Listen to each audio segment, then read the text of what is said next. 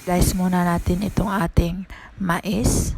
Tinatawag nating corn. So ito po, natapos na natin ng slice.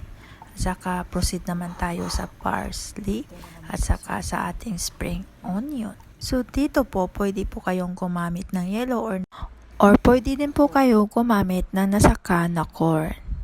Depende po sa inyo kung gusto nyo yung fresh or nasakan. So ito naman po yung ating Parmesan cheese. Kailangan po natin yung cheese dito. At ito naman po yung ating ingredients na may flour po tayo at saka cornstarch at lagyan dun ninyo ng soda powder. So dahil nag-rest na po natin yung ating Parmesan cheese, ilagay na natin yan. So natapos na natin ang lagay ang ating cheese, may egg na naman tayo. Kuha kayo ng isang itlog po lang ang ating ilalagay dyan. So sa mga ingredients po, mamaya makikita po ninyo itong ingredients pagkatapos ng video. Ilalagay ko po yan sa last at para makita po ninyo kung paano gagawin yung mga sukat niya. Maglagay na rin po tayo ng milk dito. At para naman, tapos halo-haloin lang po ninyo yan. Sundan lang po ninyo yung video, ay easy lang po siyang gagawin. Alam ba ninyo mga mamis na natuto lang ako dito sa mga binibigay ng amo ko na mga menus at ito po ay first time kong ginawa. Kaya dapat sana itong aking ginawa na ito ay maging perfect para masaya naman yung aking mga amo sa pag-try nila kung talagang masarap nga ba to.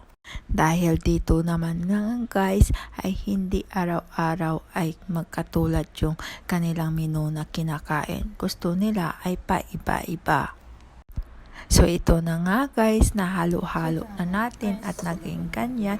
So ilalagay naman natin dyan mamaya ang ating mais or tinatawag na corn at saka yung ating parsley at ating spring onion. At saka ihalo-halo na naman natin ito hanggang maging hanggang mahalo-halo na po siya. At saka sundan lang po ninyo itong video para malaman ninyo kung paano talaga siya gagawin. So dapat mga mamis ay hindi po siya maraming tubig or hindi po siya talagang maraming gatas kasi dapat siya medyo malapot siya kasi mamaya ipa-fried po natin ito.